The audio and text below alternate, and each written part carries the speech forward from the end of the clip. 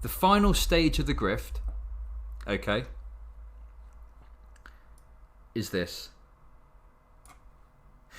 So, that is the old coin grift, okay?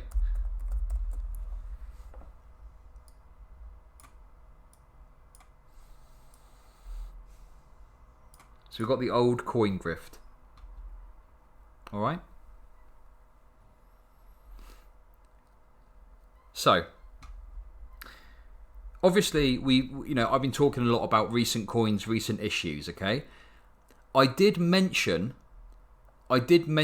earlier in the stream that there were some coins that genuinely had a numismatic value associated with them through rarity, through desirability.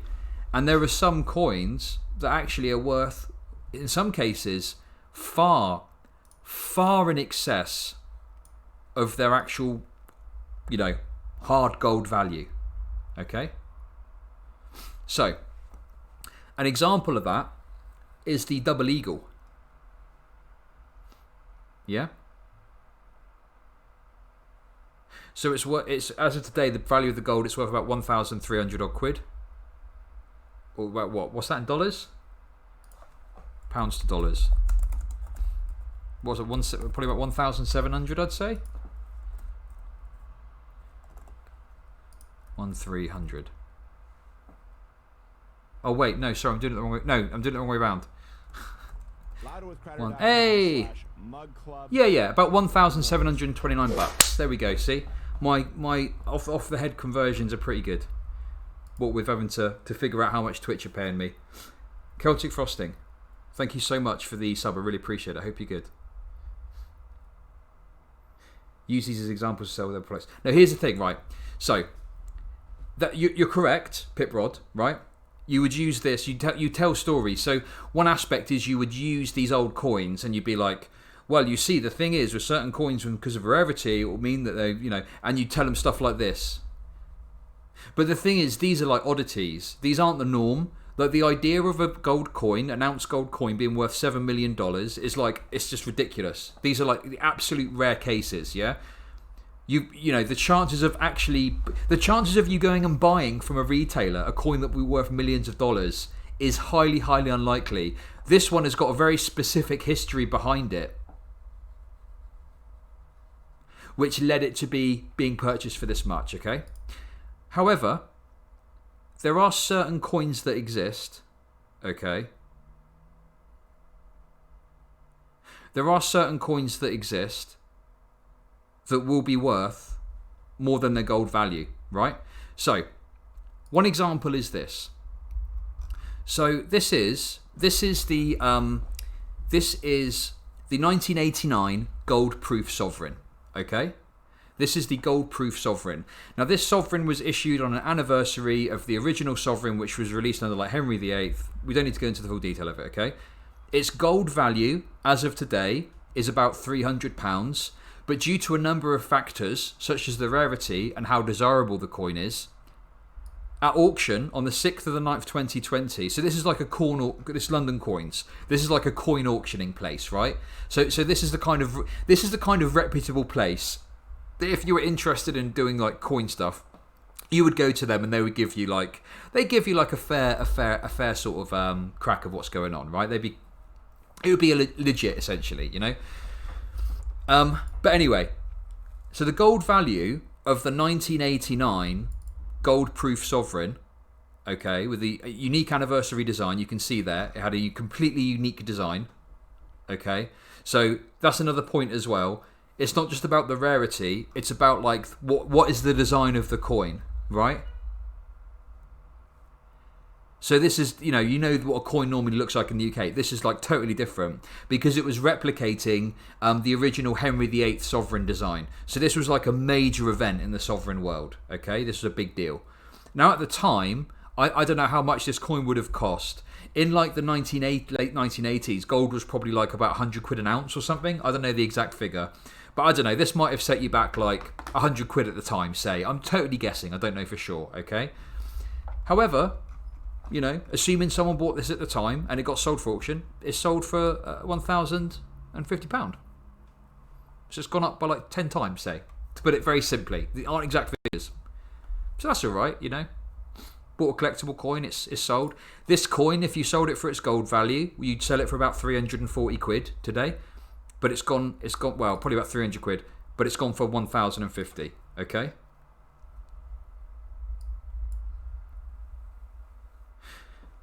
So let me ask you a question. So, Westminster Portfolio Coins also sells this, okay?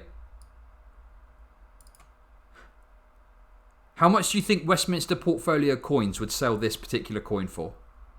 Bearing in mind an auction house has sold it for £1,000. How much are we selling it for at our Grifty Coin Company? Ooh, Pip Rod. 1.5 grand, 2 grand. Okay. Pip Rod, I tell you what, I'm very impressed. So this is a company called Harrington and Byrne, okay? Check this out. Same coin, 1989, gold-proof sovereign, exactly the same coin, same box, its own certificate of authenticity. £2,999.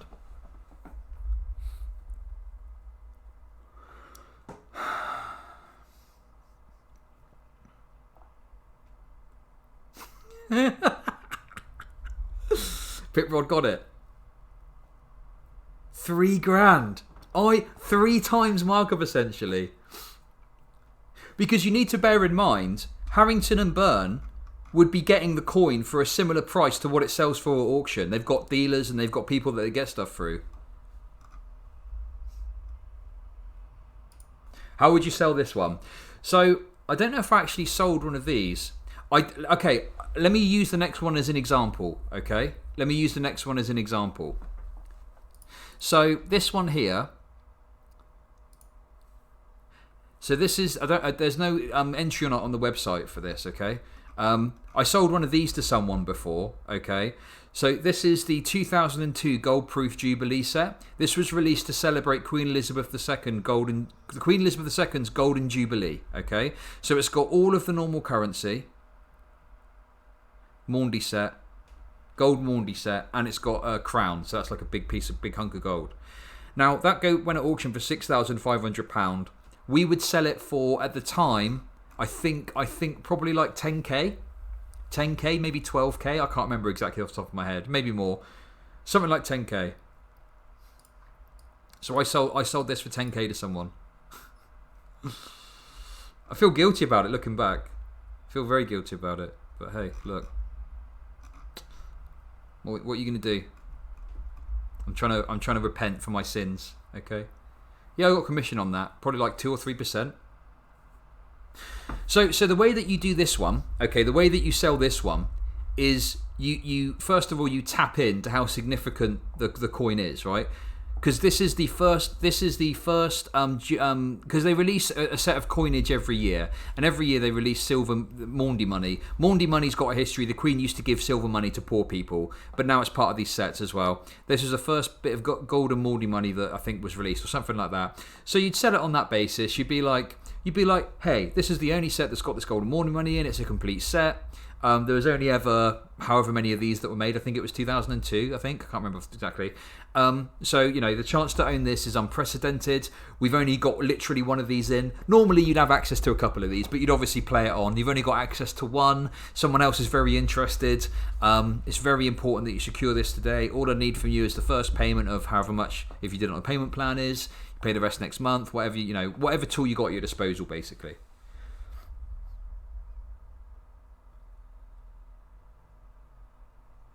But you really got to tap in, and again, you tap into that. But also you do the retail value increase as well.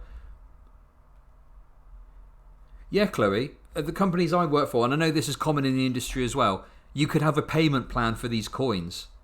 Chloe, I don't know if you've been here the whole time. The important thing to remember: this isn't just rich people buying these coins. You know. Some people might have a bit of money. Some are just poor working class people who have managed to work and accrue a bit of cash to spend on this stuff. But Zap, in fact, we'll get to... Okay, Zap, I'll tell you what. Later on, I'm going to explain how the companies get away with it. Okay, because that's a part of it. That's a part of it too. Okay. Okay. And I don't have an example of that on the site, but I do have this. So this set here. This is one of the most prestigious sovereign sets that exists. So this is the 1937 set, sold at auction for 10,500. Okay. My company would sell this for 20 grand. £20,000 is what we'd sell this for. I mean, it's a very nice set. If you're into coins, this is an extremely prominent and essential set to have as part of your collection if you're super serious about it. But yeah, we'd sell that for 20 grand. The individual sovereign. That's it there. That's a half sovereign, double sovereign, £5 sovereign. The individual sovereign out of this set, we'd sell for £5,000. Half the value of the whole set for one coin.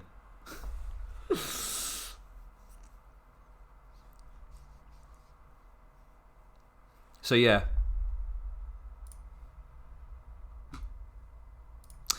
So yeah, the old coin grift, really simple. Sell old coins for up to 3 times what they are worth. And I use worth in inverted commas because, you know, whilst it is true that things are only worth as much as someone is willing to pay for it, oh damn, you get the idea anyway. What, you know, there is like a kind of market value that's broadly associated with these coins. If you went into a coin dealer, like a genuine coin dealer, and said, hey, how much is this coin worth? They'd be able to give you like a rough estimate of what the market value is. Like what is, you know, you have to look at what it's being bought for, what it's being sold for. Those are the sorts of data you need to understand in order to understand what like a collectible coin's market value is. So buy old coins at market value. Sell them for a lot more.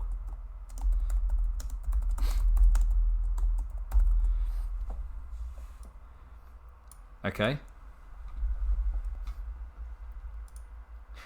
And here's something else as well. So another thing that would be done as well. Let me see if I can find it. Is what they do is they would also put together sets of their own. Okay. Let me see if I can find it.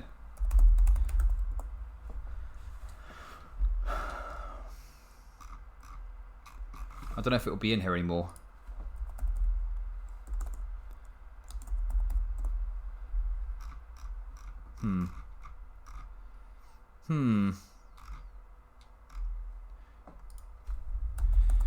Let me see if I can find it. Queen Victoria sovereign set.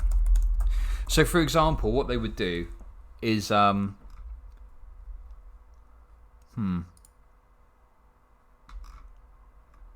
we go. Ooh, Royal Mint getting in on the grift. So this is quite expensive, but for what it is, you know, they you know, this is similar. This is actually quite similar to what Harrington and Byrne are doing. Royal Mint are getting in on the grift.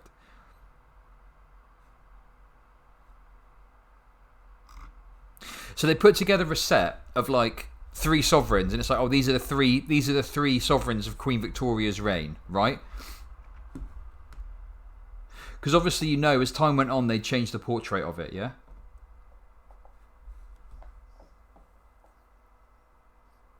Google SEO manipulation, part of internet searches, that's part of it, yeah. So they just put together this set of sovereigns. So, you know, these sovereigns aren't really worth much numismatically. These sovereigns are fairly easy to get hold of, like Queen Victoria ones. So they're probably not worth much more than their gold value. But they put it in a nice box, and they'll charge you a premium for it and be like, oh, you got all the Queen Victoria sovereign there. But there's no real additional value in it as such, you know? It's just in a nice box. You're basically paying about, what, 800 quid? Probably, roughly. About 700 quid for a box. So, yeah. So as well as just the individual coins, which do have some collectability value and hiking the price up, they'd essentially just put together like sets of coins that sound good and charge top dollar for them. So they put together sets with historical sounding relevance.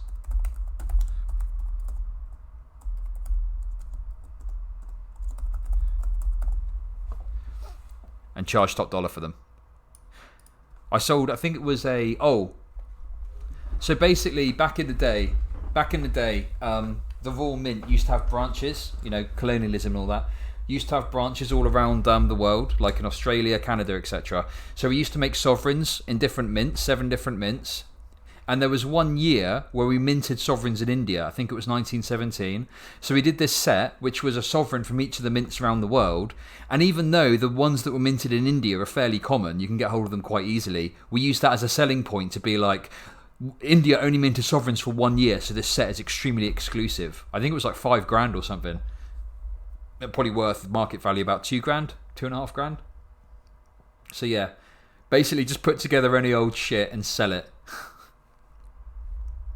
Right? So yeah. So the other thing as well is, again, it's all connected.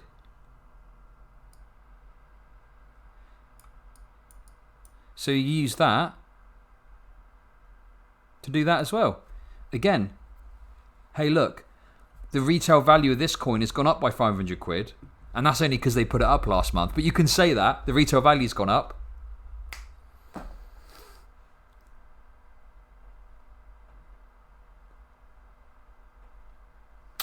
So, yeah. Well, that's it. You the thing is, and do you know what was really funny, right? In my training for this, they said, look, you don't need to know the ins and outs of coins. You just need to know one more thing than the person you're speaking to does, and you sound like an expert. And that's true. You didn't need to know anything about it. You just literally need to all you need to do is know how to scam people, basically. Right? No, just enough to make it sound like you're an expert. And again, I had trouble with the ethics of it. I did unethical things, no doubt about it, but like I struggled sometimes because I wasn't willing to go as far as other people were, So yeah. So that's the kind of broad spectrum of the grifts that are going on. There's obviously other stuff too. There's silver as well. There's all sorts of stuff I could go into, but I don't want to go into all of it.